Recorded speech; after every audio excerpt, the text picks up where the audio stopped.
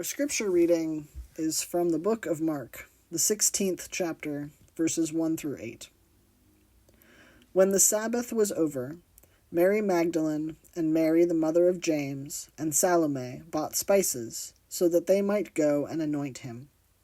And very early on the first day of the week, when the sun had risen, they went to the tomb. They had been saying to one another, "Who will roll away the stone for us from the entrance to the tomb?" When they looked up, they saw that the stone, which was very large, had already been rolled back. As they entered the tomb, they saw a young man dressed in a white robe, sitting on the right side, and they were alarmed. But he said to them, "Do not be alarmed. You are looking for Jesus of Nazareth, who was crucified. He has been raised. He is not here. Look, there is the place they laid him. But go, tell his disciples and Peter that he is going ahead of you to Galilee. There you will see him, just as he told you." So they went out and fled from the tomb, for terror and amazement had seized them, and they said nothing to anyone, for they were afraid. Did you notice what is missing from this gospel reading? Or perhaps I should say, who is missing? It's Jesus. This is arguably one of the two most important days in the Christian year, Easter. The Christian year, a religion based on the life of Jesus, and he's not in the story. Sure, he looms large. We have people looking for Jesus. We have a mystery person, maybe an angel, to explain where he's gone, but Jesus himself, he doesn't show up. Instead, the women at the tomb are asked to trust this mystery person who tells them he is risen. They have no evidence.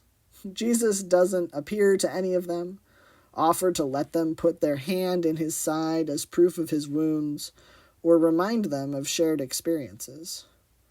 All they have is trust, hope, and fear. A lot of fear. What if it's not real? What if this whole resurrection thing is just a sham?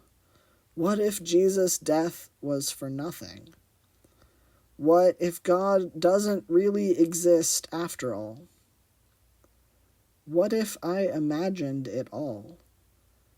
What if someone proves me wrong? Maybe it's better not to say anything. Or, perhaps even more frightening, what if it is real? What if life really can conquer death?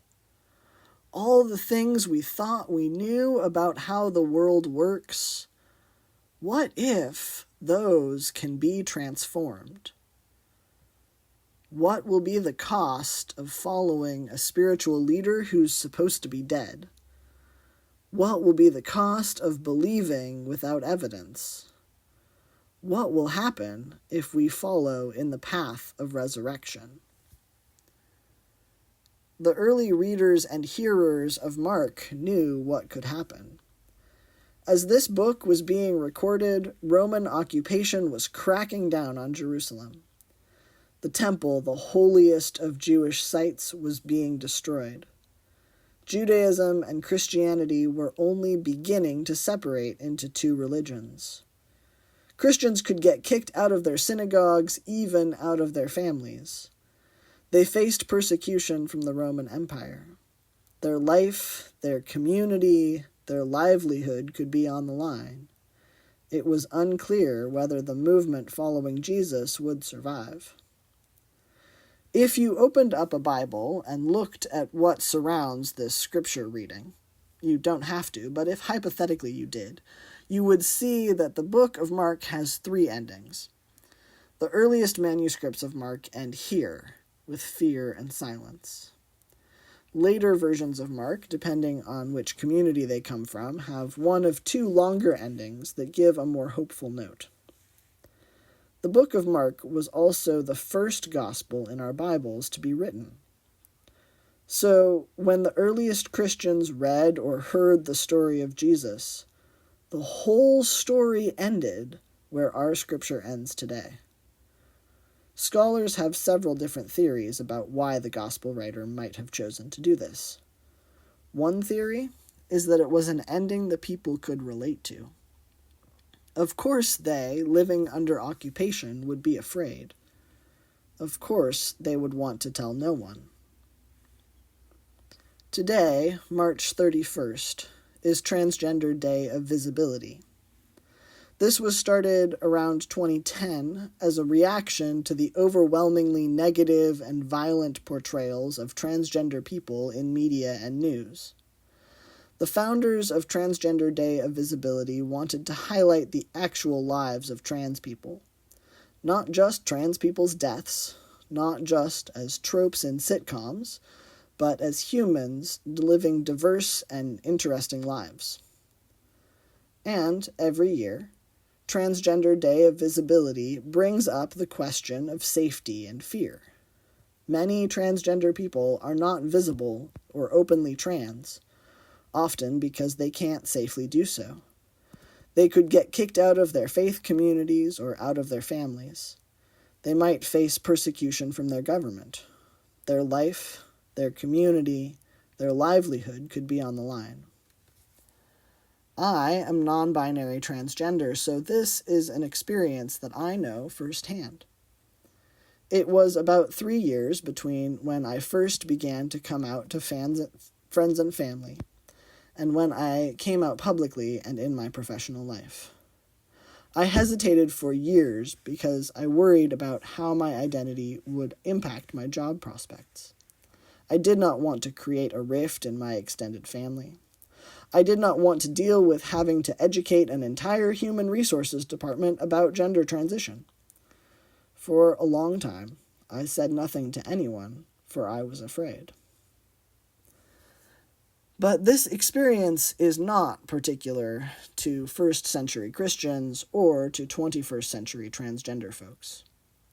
Many of us, I suspect, have had some realization or experience that has the potential to change our lives, in large or small ways, good or bad, have had, perhaps, a moment of fear or trepidation before sharing this with another person.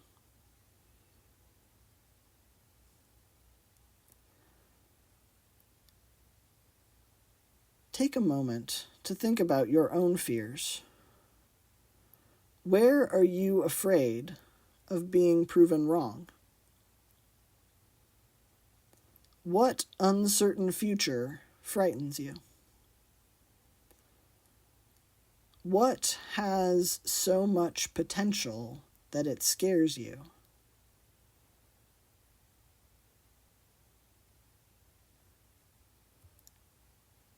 Like the disciples, ponder these things in silence. They said nothing to anyone, for they were afraid.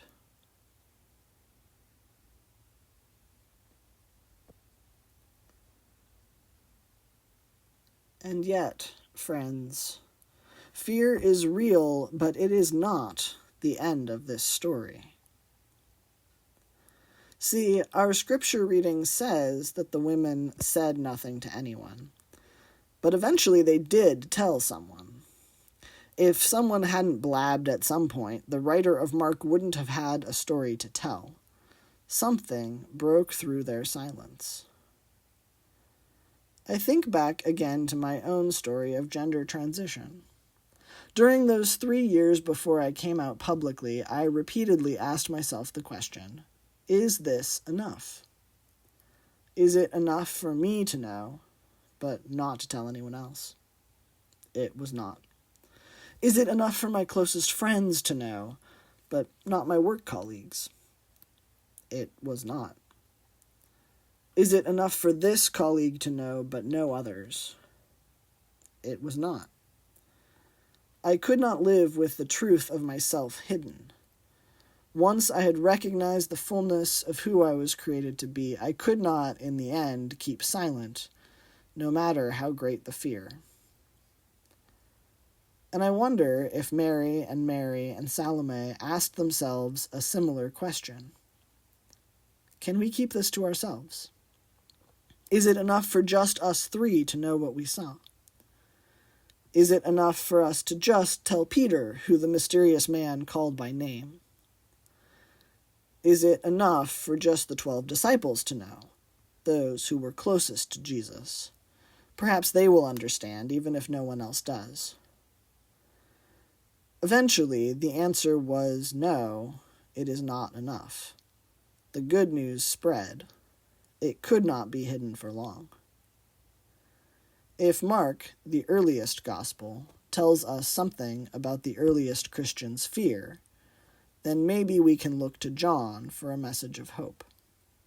The book of John was the latest written of the Gospels to be included in our Bible. And John records 4 encounters between the disciples and the risen Christ, each one of them characterized by a particular tenderness for the individual followers. Jesus calls Mary by name. He blesses the disciples when he meets them again in the upper room where they had shared the Passover meal. He reveals his wounds to Thomas with incredible vulnerability. He cooks breakfast. He offers Peter the chance to repair the relationship after denying Jesus at his trial. And finally, Jesus gives an invitation. Follow me.